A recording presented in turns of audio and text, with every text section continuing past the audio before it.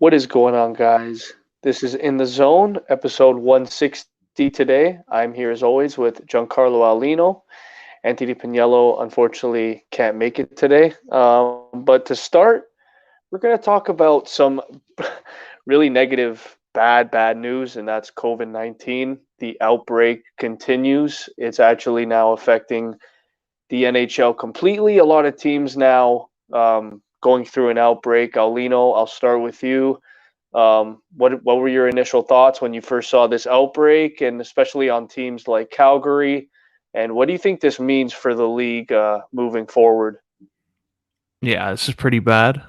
You look at teams now. I think Calgary jumped out at maybe the most cases in the recent days. But at first, I thought this is a list of maybe players that don't have it, and then when you look down, it's like, no, this is the exact list of players that do have it. So it's pretty bad when you see that it's literally all their starters, all their big name players, and they have to postpone all these games because everyone has it in a close amount of time. So you got good Branson, Milan Lucic, Zadorov, Tanev, Richardson, Mangiapane, Monahans, Noah Hannafin, Gaudreau. So yeah, that's pretty bad, especially when you know it could go through the entire locker room, and then all the teams that they did play in recent days probably contacted it too. So the league's probably going to have to look at a shutdown, or another scenario could be if they don't go to the Olympics, you got 2 weeks where you might be able to make up some games if you do a bubble scenario again. But this is going to come down to NHLPA and the league to get together on that. Yeah, I'm not really sure what they're going to do moving forward. I think 65 games is looking more realistic if they want to continue the same pace every single year. You know, you want to finish by June and maybe have the draft in August or late July, and then of course, um, the season start in October. But it's not. I don't know, man. If they want to do the full 82, it's not looking likely right now. Calgary's just gotten, like you just mentioned, at least 8 of their star players are gone there. Carolina now with Aho, Svechnikov, Jordan Stahl, Jarvis, like that's all their big guys. And again, unfortunately, look at Colorado's blue line, and they just announced that they're postponing all games. And Devin Taves, Kemper, and Makar are now out on COVID protocol. So um, I wouldn't have taken it as seriously if it was, just a couple guys and the guys that are maybe like bubble type players. But like these are guys that are superstars and franchises that have, they've put their money into, and they've invested in, like Aho and Svetch. That's, if I'm them, and even Seth Jarvis, a first round pick 2 years ago, like that's pretty, because we saw what happened with Vancouver last year when they got hit with COVID hard. They weren't the same. They didn't make the playoffs. So you saw their game was a little sluggish. So I don't know, man. It's definitely concerning. I don't see them playing 82 games, and unfortunately, that's unfortunate for guys like Ovi who are trying to chase records, and Matthews who's trying to get 55 goals. And but it's looking more like a realistic possibility every single day. But I just want to continue with it. There's a lot of different options they can go with here, especially now with the rumor with the Olympics, like you said. Gary Bettman, he had that meeting earlier on last week saying that they still are not sure if the NHL players want to go. There's still an option there, but what do you think is going to happen? I think now with what Bettman said, with the 3 to 5 weeks potentially quarantining in China, I think that turns away the players, and especially this outbreak. What do you think? Yeah, I agree. I don't think it's realistic now, especially when it's so close to it. Like you would have to have all these teams know exactly who's going to be on their roster and who's not going to be there, who to call up. So if they're going to even quarantine on the way back, then you're kind of screwed either way, because then you're looking at your star player not being in your lineup again for another month. So on top of the 2 weeks they're missing, then they have to get back in the camp. They have to get back in the mix there. Hope they don't get an injury in the Olympics. So this is not the best case for them, especially guys like Crosby and Ovi, who probably going to be their last Olympics if they play another couple years. But this is a big opportunity for those guys, because especially Ovi, who wanted to play in the last one, they didn't go. He's in his end of his prime now, and probably would have been nice to see him there, but doesn't look like it'll happen now. Yeah, I agree there. But talking about guys that have been impressive, and I want to quickly talk about Ovechkin because, man, he's got 46 points. He's 36 years old. What do you think has been the difference this year with Ovi, man? Because I remember when he signed the contract in the off season, everyone was saying, you know what, he's gonna just like obviously the contract he got was he earned it, obviously, but they're saying, he's gonna kind of let his foot off the gas a little bit. Also, a lot of people were saying maybe 65, 75 points, but man, he's only a point behind McDavid for the lead league, and he's 36 years old. Like, what can you make of this guy, man? He's just ridiculous. Yeah, it's crazy, especially the pace he's on right now, 35, and like coming into the league too. He was young coming in after that lockout year, so the year before, who knows what kind of player he would have been. Maybe he wouldn't have gotten like 50 goals his first year. Maybe he would have had like a slower, like gradual increase in playing time, like Stamkos did his first year. But this is a guy since he's come in the league, he's had this pace, and he still doesn't look like he's tailing off at his age. So it's not really like out of the question that he could be an MVP at the end of the year. I think if it's right now, if they say, okay, Ovechkin and McDavid are as the two finalists, they'll probably give it to Ovechkin more just because of what he's doing at his age and how he keeps on doing it. Uh, and Washington, when you look at their team, it's not like coming into the year you thought, okay, they're going to win right away. Like they're going to be the team to beat in the Eastern Conference. They're like maybe a middle of the table team, maybe a wild card team, but the way they've been playing with Ovi, they're turning into that team that won that Stanley Cup a few years back. So it's encouraging if you're a Washington fan. Yeah, and the craziest part to me, man, is he's 36 years old. He's on pace for his best year since he had 109 and 72. So he's on pace right now for about 121. We know he's not going to get that. Obviously, he's going to slow down, but I mean, he's playing 22 minutes a night, man. Like that is a lot of ice time. He's got 140 shots. We all know he shoots a ton, but to me, it's the age that he's doing it at. He's 36, man. No one does this at 36. And I mean, right now, even if McDavid were to get, let's say, 20 more points than Ovi, if Ovi is still, I want to say, top five scoring by season's end, I'm giving him the Hart Trophy, man. I'm sorry. Like, you got to at that point, right? Oh, for sure. Especially like it's not really common. I think the last one we saw who got like close to a point per game or maybe over it was like Solani, but after that he didn't have that same year again. Ovi's been consistently having these years well in his 30s. So like the most recent examples like Solani, Yager are nice ones, but you look at what Ovi's doing on the scoring and it's not just assists. He's scoring goals at all points. So he is, I think, the front runner there to win that trophy. Yeah, absolutely. And I also want to talk about the other guy that loves to score goals, and that's Austin Matthews, man. Like I'm looking at his last 5 games, and he has 9 points. He's got 6 goals in the last five. He's been on an absolute tear, man. You can't really talk bad about this guy. He's got 33 points in 27 games. Now right back up there, 20 goals in only 27. Is it so far fetched to say that maybe he wins the Rocket and passes guys like Draisaitl and Ovi, or do you still have maybe Draisaitl getting the edge with McDavid as his top line playmaker? Yeah, I'm gonna lean more towards Draisaitl just because he does play with McDavid. I know that year he was getting all those points and then he won the MVP. They kind of split time on each other's lines. Maybe he would be the first line center while McDavid was out, and then when McDavid came back, he moved down to second line and maybe just play with him on the power play. But ever since they started the year together and doesn't look like the coach is going back, having them on the wing, I think it actually helped their team with their depth. So probably Draisaitl wins it, but Matthews is probably going to be just as close. I don't see Ovi winning it, but Ovi is a type of guy that's going to rally and have more assists later in the year and probably get to that point mark where you could put him as a front runner for maybe the Hart, but for the Rocket, I think it's going to be Matthews and Draisaitl 1 and 2 all year.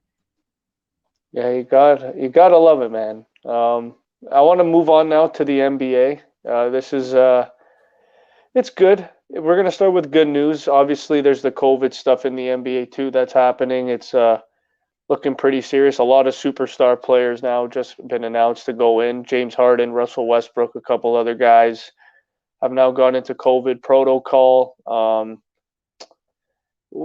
But I want to talk about Steph Curry's record-breaking night, man. He broke the record a couple nights ago. He became the best shooter of all time. We already knew that, though. But Aulino, when you saw him drain that three against the Knicks at Madison Square Garden, what was going through your mind? Because man, what I saw, just so much emotion in that building. Yeah, what a place to break that record in. Like Steph Curry does it so quickly, and like the way he plays too. It's not like he's LeBron or Giannis where he dominates in that area just physically. He's got to be smart as a player because he's not the biggest guy. So 3-pointers was his way, and he's been dominant doing that. Him and Golden State turned that franchise around, and it all started at Scotiabank Arena when he was a little kid. So it's good that there's that connection there with Steph Curry and the Raptors franchise. But what he's able to do is still crazy. And this is not even close to the end of his career. So that record he just broke, just imagine what it's going to be when he retires. I think it's going to be impossible almost for someone to break that. I was going to say, I said to Pagniello last night, do you see him maybe getting 4,000 threes by the end of his career? Yeah, maybe even at the end of the season if Clay comes back and they sprays out the floor. It's just looking at the way he's played without him, and he's been the focal point. Like Wiggins is playing well, and Wiseman last year like kind of developed into that center where maybe took some attention away. But like Curry's the guy on the floor. If he's not having a good night, that team's going to struggle. So what he's been able to do without Clay right now, it's only going to be better when he comes back. So he could probably add on to that by the end of his career. Maybe 4,500 is realistic, but it's going to be whether him and Clay can play together for the rest of their career is going to be telling for that. Yeah, man. Also, I wanted to quickly talk about Paul George because he's 2 threes away from passing Kobe 19th all time, and Klay Thompson, take this in. He's 21st all time in 3-pointers made. He hasn't played in 2.5 years. So can you imagine what Klay would have been at if he played the last 2 years? I would say probably where LeBron and Lillard are. Lillard's at 10 and LeBron's at 11. So I think Klay would be right there right now at about 10, 11. But I think by career's end, man, like I think Klay could be right there, top 5. I think all time if all the injuries, if bearing his luck, I hope he has a healthy rest of the way. But here's a funny guy that I want to bring up. Wesley Matthews is 24th all time in 3-pointers made. I just had to bring that up. That just looks hilarious. Kevin Durant is 26th of all. He's 26 all time.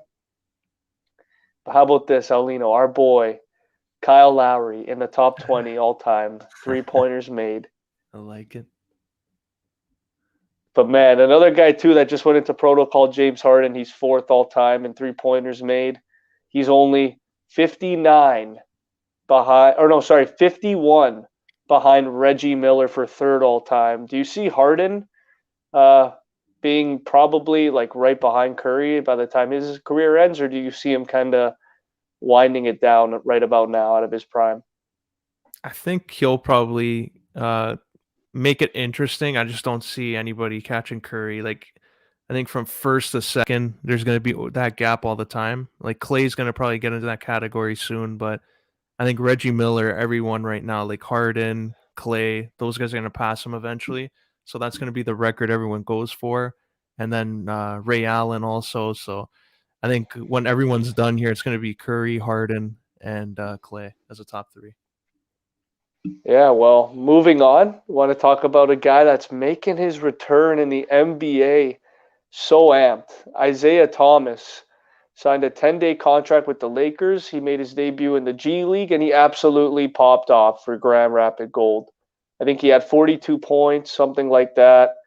We all know that COVID has been running rampant in the NBA. Dwight Howard, THT, Malik Monk, Russell Westbrook now, and I think Avery Bradley too, um, are all in COVID protocol. So Aulino, I think this is where IT could potentially replace Westbrook in the starting lineup. If this all goes super, super smooth, do you see the Lakers parting ways with Westbrook sooner rather than later? Oh man, imagine if they just become so dysfunctional. Like Isaiah Thomas comes in. I hope it works out for him just because of the Celtics, what they did to him. But like, just imagine he comes in, averages like 25, turns into that player he was on the Celtics, and then all of a sudden Westbrook loses minutes slowly every game. He becomes a bench player. He doesn't like his role, starts fighting with his teammates, and then I see him maybe on the trading block. But I think it will eventually lead to. I know some people think it's crazy. I don't. I think we're going to see Westbrook on Brooklyn with KD and Harden. They'll find a way to work at everything out. And like Kyrie Irving's deal, whatever happens with him, I just think that at this time next year, we'll see Westbrook, Harden, and KD. You think so? Together. Once again, they got a unfinished business. Got to get that NBA, what's it called? That whole scoring title for KD first. MVP, and then you got James Harden, Westbrook coming in from Houston. Harden goes back to play with KD, so those three together, they got to get that NBA title. I mean, it would go full circle if that were to happen. I mean, I've been hearing so much news, Alino, about Kyrie Irving last like 2 weeks. He might come back, he might not come back, he might get traded. Where the hell does this guy get traded, man? Because I know it's happening. I know he's not playing in Brooklyn. He's basically voiced it. So where do you think the best fit is for Kyrie Irving? Because I have no clue. Just like the Ben Simmons situation, at this point in time, I have no idea. Yeah, it's so hard with him because like when he was on the Celtics, everything looked good and like they had the perfect team on paper, but then when you look at the development of Brown and you look at Tatum, it kind of stopped it a bit. Then when he was out of the lineup, they end up going to the conference final and everything is looking great, so they trade him. Decide to get rid of him and go in that direction. But like Irving, I think maybe Portland. Like if you were to go there, they trade McCollum, do like a 3-team trade. Maybe that would work. The Lakers, I don't think that's ever gonna work. Him with LeBron again, I don't think he wants that. So if he were to get traded straight up for Westbrook, I think he would retire. Like I don't think he's gonna report to the Lakers. Do you see him potentially going to Dallas? Because that was another rumor that I saw. I saw it was Kyrie for a first, Brunson, and KP. I think that was the trade. Yeah, if they could get rid of Porzingis though, that's the only thing. Like if he goes to Brooklyn, like how would they make it work? Would he just be a guy that all that salary goes on the IR again? Because he's still good. It's just he's not consistent playing all the time. So I think it works. Like Doncic needs another guy who's always on the floor and not just there like once or twice a week. Uh, maybe if they find another defensive player to come in too, that would help things. But I think Dallas, maybe even the Clippers, if they can work something out there. But he's not going to the Lakers, I think, or a team like Boston or Philly that's like right there. Well, I mean I agree. I like the idea of him going to Dallas. I think there's a lot of teams I've mentioned before in numerous pods in the past in the Western Conference that are kind of in limbo. I think Denver is getting to that point too. I love Jokic. I love what he's done with the team. MVP last year, arguably MVP this year. But I mean, like without the guys that are there, like Aaron Gordon has kind of been a disappointment with the amount of opportunity he's had. You know, without MPJ now and Jamal Murray, another team like Utah, man, how many more years are we gonna take them seriously before the team goes into full retool rebuilding mode? Because we've been saying it for years now. Like, yeah, it's nice they have Mitchell, Gobert, they finished top 5 in the West, but they're out in the first, second round every time. So like it's getting to that point with a lot of teams. I think they're in that spot, Dallas, and I think getting Kyrie and trading a guy like Porzingis, I feel like it's not a big loss, even if it doesn't pan out. It's just an experiment, and I think Dallas they have to realize that maybe it's getting to that point with Doncic because it's not looking like it's working out in Dallas with Porzingis. Yeah, I think those three teams are comparable to like Utah, Denver, and Dallas. They have that MVP on their team. Utah have the Defensive Player of the Year all the time, and you bring in a guy like Conley that should work, but then you run into a team in the playoffs that takes you out. Denver, I just think they need Jamal Murray back and maybe surround him with another piece. I think Gordon could be that guy if Murray's on the team consistently. So I want to see how Murray plays with all those guys when he's 100% healthy. But Dallas, I think they're the most like they need help. Like Doncic is so good, and look what he's done to that team. But if he's not there, that team's a lottery team again. So they need a lot of help and scoring and defensive ends because Porzingis is too injury prone right now. Yeah, I agree there. I mean, it doesn't hurt for both teams to experiment. But another guy that I want to quickly talk about too before we move to the ring and then end it. Today's probably going to be a quick one, but I want to quickly talk about Ben Simmons because this guy has been now that, of course, the trade talks are kind of getting a little bit more heated. Boston's been in the mix. Even the Timberwolves and the Pelicans have been rumored to pitch an idea out. Teams that, of course, have the assets to trade for Simmons, but like, man, at this point in time, if you're a GM, you look at Simmons as a player, the past player you've seen from him, like, what is his value?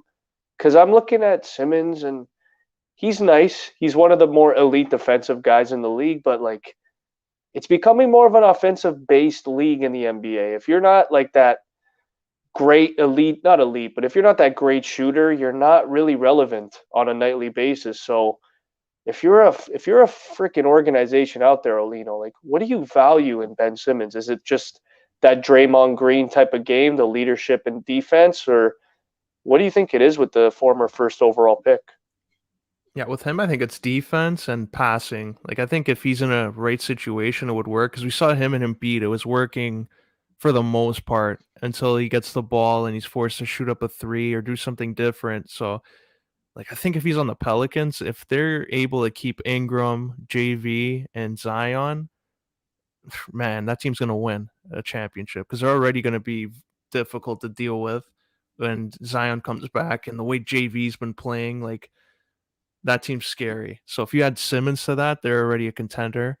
Uh, if you're able to keep those guys, they'll probably want a guy like Ingram back because they're gonna try and sell him as high as they can. But probably a first rounder at this point. Like his value's dipped a lot, and he hasn't played now the whole year. So I think a team would want to know that he's committed to coming in and like at least doing something productive, trying to develop a 3-pointer, even if he's not going to score like 5 a game, at least try to get one. But it's tough to see that. Maybe Portland if they trade for him and add him in there, but McCollum is going to come down to if he's able to recover quickly, like in the next couple months, and still be that great player. So I think Portland would be the team to get him.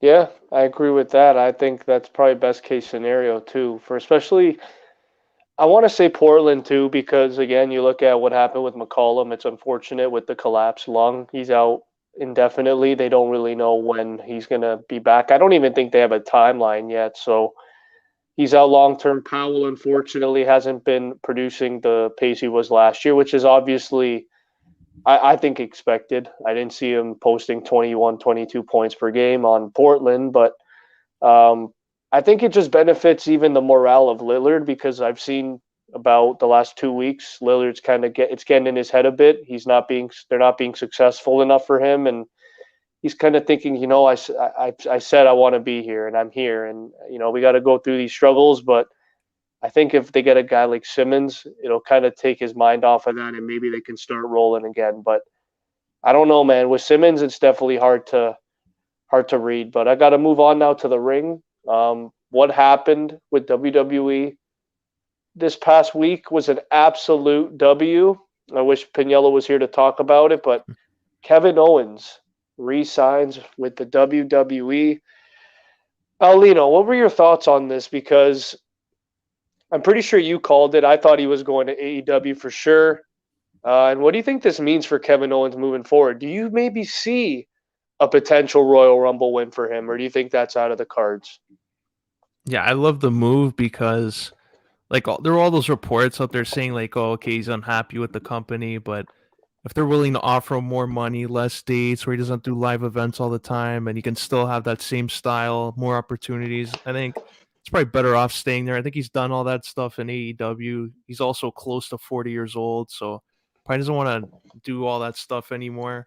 Keep it in the past, and if they're going to offer him that kind of deal to stay, I think he might win a world title because he's wrestling at day one. So maybe they have a storyline planned out. Part of the him re-signing with the company was giving him the title going into WrestleMania because they didn't do that the last time. So I think it's possible he wins it at day one and will probably be a big role for him going into WrestleMania this year.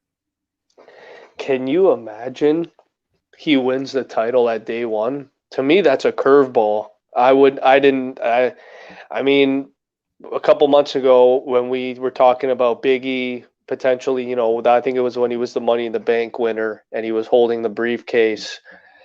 I remember when I saw, I'm like, okay, you know what? I think long term, Big E's going to hold it for a bit. And, ever since the build, they kind of started lacking steam and momentum with Big E. And I feel like, they're looking at the cards with Big E and how great Xavier and Kofi have been on SmackDown. Maybe they miss the New Day as a whole faction. I don't know if Vince is willing to pull the trigger right away so fast on Big E's main title run. I'm not saying it's been bad or anything, just I feel like Vince thinks maybe it's been a little underwhelming. So maybe now with KO coming off a fresh re-sign, yeah, I mean, I want to say he can win it, but I love Seth Rollins, man. I think this is finally going to be his time where he hasn't won it in 2 years. I think this is where Seth Rollins maybe could get it done. But I do like your pitch with Kevin Owens. Maybe this is the start of a lot of importance for Kevin Owens moving forward. But man, either way, he deserves the contract he got. I think it was like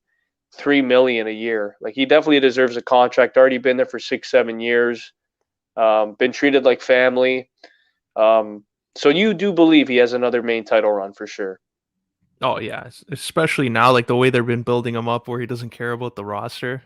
Like on Raw, he just left his team; he didn't even care. I think it just shows that Kevin Owens is a guy that only cares about Kevin Owens, and I think it's he's not even really a heel or a face. Because on Raw, it's like he's helping Bobby Lashley get into this match, and then he doesn't want Seth Rollins to have the one-on-one with Big E. So I think they're kind of testing him out to see whether they'll put him as a full-fledged heel or make him in between for now. But I think with him re-signing, it makes things interesting going into day one. Yeah. So what are your opinions overall on the way they've been building Big E? Because to me, it's kind of a mixed bag. There's days where I'm really happy he's in the position he's in, but then there's other days I feel like they're kind of treating him like an afterthought as the champion. Yeah, like Survivor Series, I think they did a really good job, like making him look like a threat. And the match made him look good, but after that, like recent weeks, like I agree, they don't really like he's a champ, he's a focal point, but now it looks like they were highlighting more Seth Rollins and Bobby Lashley. It's like they're building up Bobby Lashley more, and he's not even the champion, than Big E, who is a champion. It's like I don't know, it's like they're prepping people to for the title change. Like Big E's champion for now. It's going to be a good transition, a good moment for him. But I hope after this, though, maybe it's them just doing something where they're not going to have the title on him for now because they have plans for him and Goldberg at WrestleMania. So I think this is a way to give Big E a big match, get a big win over a legend, and keep him in that mix there where after WrestleMania he can go back for a world title match.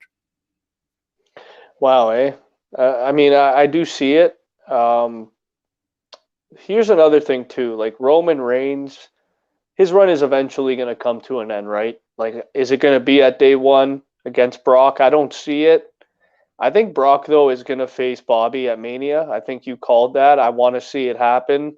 Um, I'll ask this because they're both in the WWE title match, and we were just talking about it. Do you see Kevin Owens potentially winning the Rumble now with this extension, or do you maybe see more of like a Bobby Lashley or a Brock Lesnar?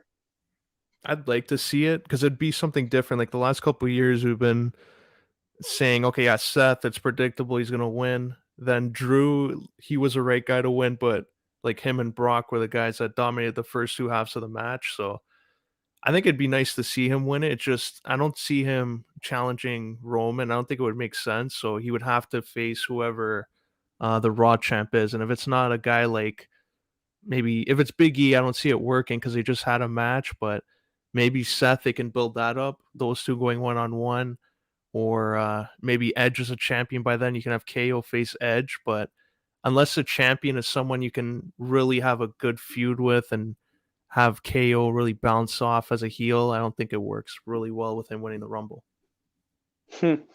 Yeah, I mean they do have options for sure.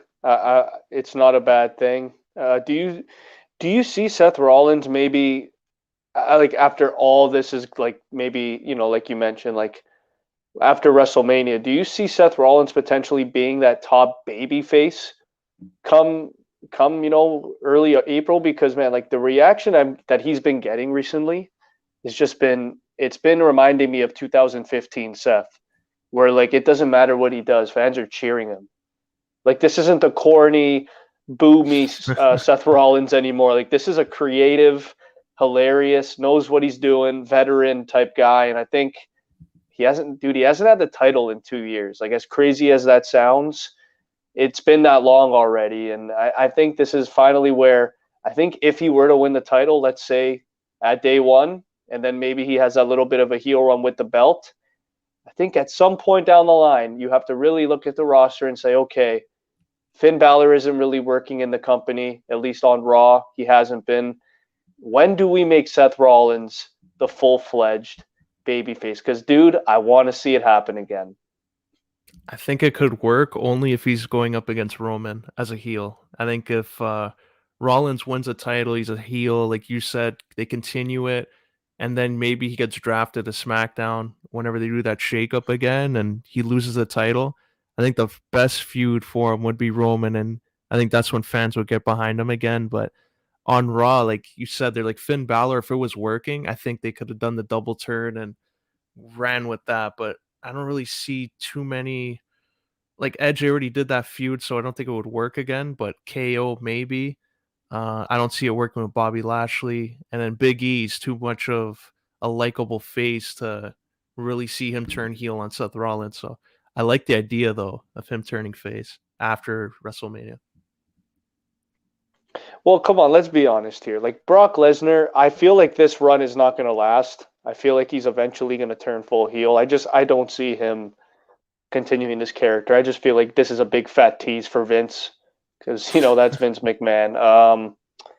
But there's also been another rumor that Sami Zayn reportedly is close to re-signing now too, with Kevin Owens now re-signing. I think that's absolutely huge. Now with what we've seen with Brock and Sami, do you potentially see Sami Zayn maybe lucking out here and getting more pay-per-view opportunities? Man, can you imagine if he ends up being the one to take the title off Roman? I think the way that Sami they kind Zayn? of said the way they kind of said that, oh yeah, Brock was saying, yeah, I did it for you because now the match doesn't really count. He beat you when you weren't ready, so now you deserve another rematch. So I think eventually, maybe Brock, that's how he gets another match down the line. But I wouldn't be surprised completely if Sammy ends up winning the match with help from Brock and gets a title, even if it's for a day or like 2 weeks or something. I think it could happen. That would be money because you know what? Out of all the guys that deserve it, Sami Zayn is definitely one of those guys. But they've continuously brought up Drew McIntyre on SmackDown too. There's been rumors that he might get inserted into the Universal Title match at Day One. Would you want to see a triple threat, or would you rather maybe hold that off for another pay per view? But man, that would be huge. That triple threat. Yeah, it'd be huge. I think like if they do Brock, Roman again, like if they're having plans with those guys at Mania, then I'd have Drew inserted in the match. But I think those guys would have a great match. It's just 2 years in a row with Roman in a triple threat. I don't think it would work. So I think Drew maybe gets a match at Mania with Brock, and they hold off on a triple threat maybe for like a SummerSlam if they're all in the same brand again. Yeah, man, it's definitely you never know. It's gonna be tough, but I don't know. I really don't know what else to add, honestly, man. Like, I think this is going to be, like, I mentioned so many times before, these are the big three, right? Roman, Drew, and Brock. They've been linked forever. I mean, I hope that Drew isn't inserted in it. I hope Drew doesn't win the Rumble too. Like he just won it. I really hope they don't go that route. But the more that I see Drew on SmackDown, the more he reminds me of face Roman. I don't like it. It's starting to kind of bother me. I feel like they're getting a little lazy with his character. They're kind of doing the same thing now. He's got the sword. He comes out. He's the badass. Like, all right, we get it. Like you've been pushed the last 2.5 years. I just feel like he has to maybe do something different, whether that's turn heel, be a little more aggressive, maybe not as corny. But what are your like? I'm not trying to discredit Drew McIntyre. I just feel like they're shoving him down our throats too much. Like we get it, he is the top face. Like Brock is still kind of not a face, but like what? Why do you think they're trying to put Drew into that spot so fast? I mean, I think people genuinely want to see Brock versus Roman one more time.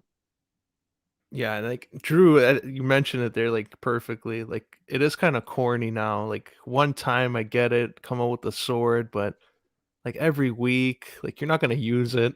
Like at least I hope not. But like if they took that away and just make him come out like he was before, I think he would connect more with the crowd. It's just like comes out with a sword, it kind of takes away from his character, and I don't know what they want the end goal to be with that.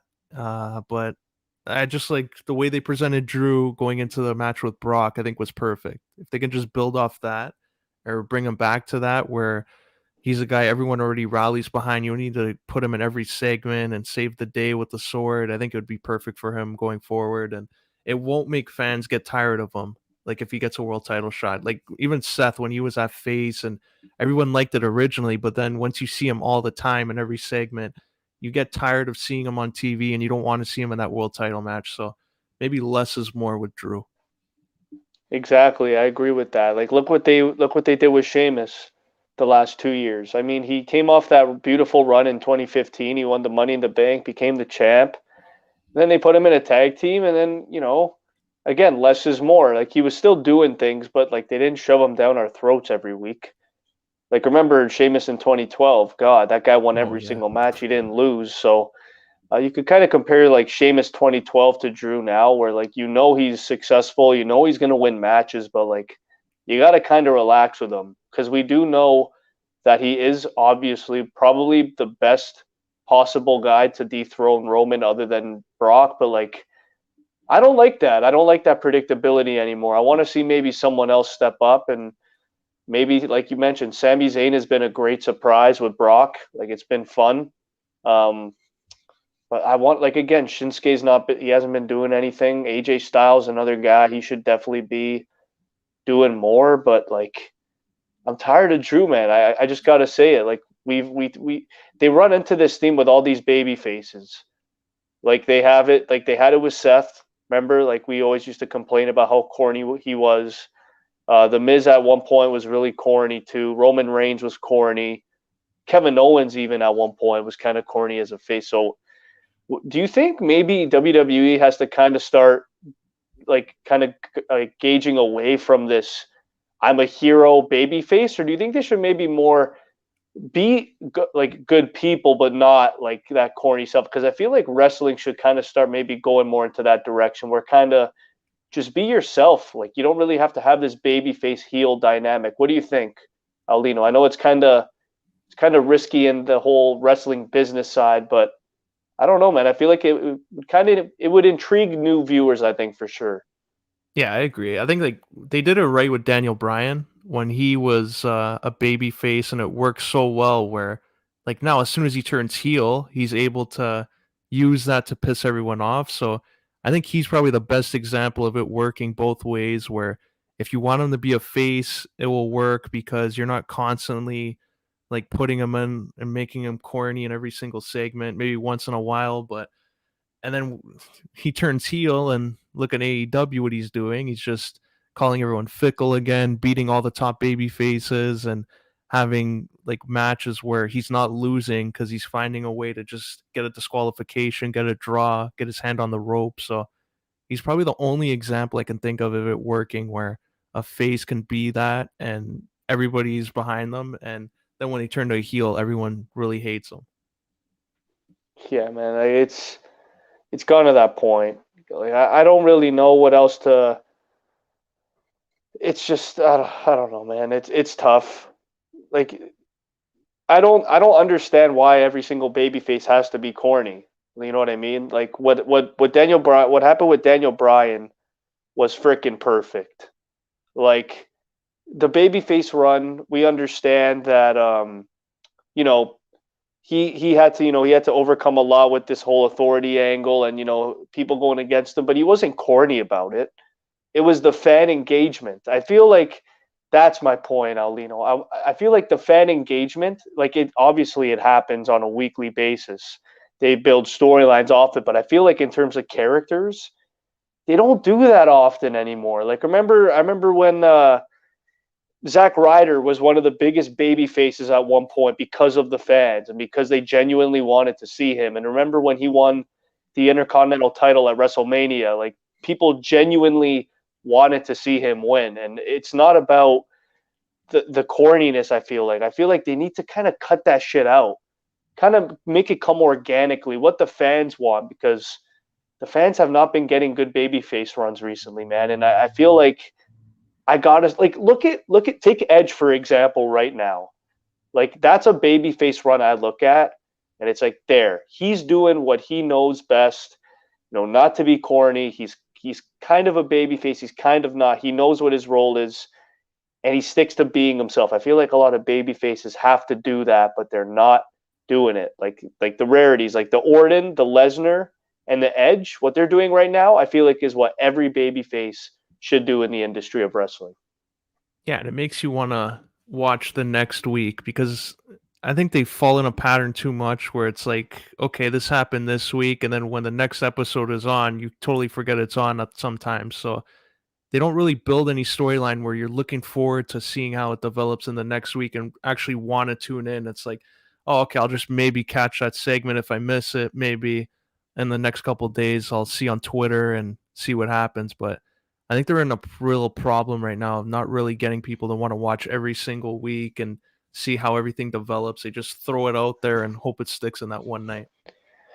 Yeah, man. Like even looking at what's happened with Biggie with this with this title run, man. Like this is where if he's gonna be his goofy self, um, like it should have been perfect. But again, I feel like they're kind of sticking to a script with Biggie, where it's like you're that fighting champion, you're not gonna say much, and you're gonna defend your titles and go up against these guys like Lashley and Owens and Rollins. But at the same time, man, like Big E, the last 3-4 years of his WWE career, he's been one of the most vocal guys, and now all of a sudden he's the champ and he's barely speaking.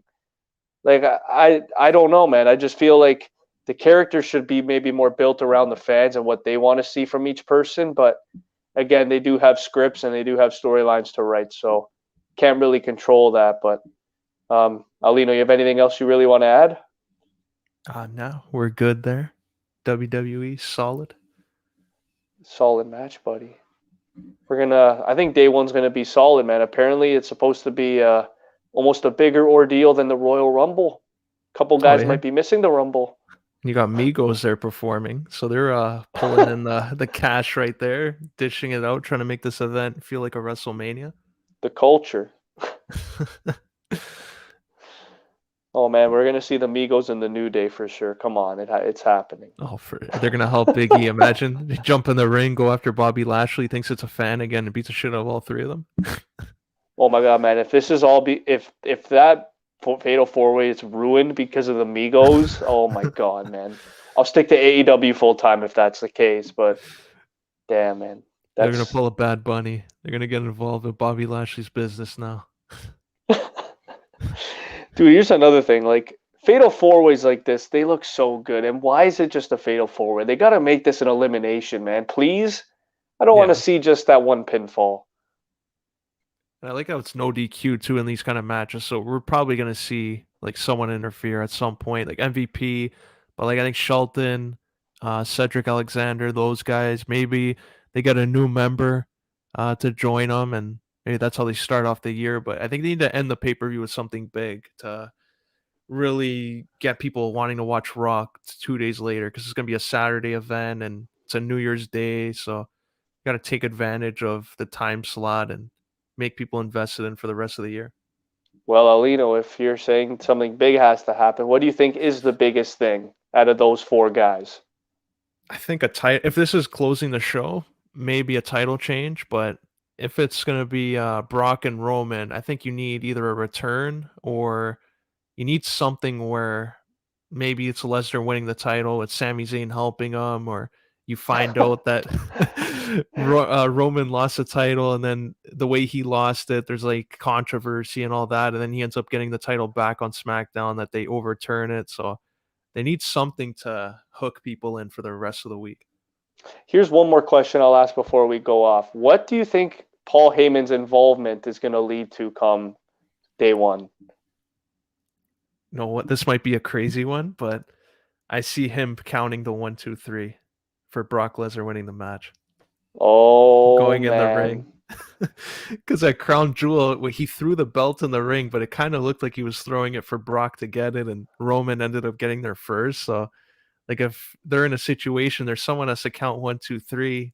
His advocate is in the ring there getting the title. I think that's when he would get into action and do the best for the company, be a company guy, and take over as a referee for that 3-second count. Just like when Edge beat John Cena. Or, sorry, RVD beat John Cena. Good times, man. Damn. But that's it for this week. Episode 160 talked about COVID madness in both the NBA, NHL. Talked about Ovi, Matthews, Isaiah Thomas making his NBA return. And, of course, talking about the WWE, Kevin Owens resigning in day one overall. Other than that, that's Chris Martelli, Giancarlo Aulino, signing off.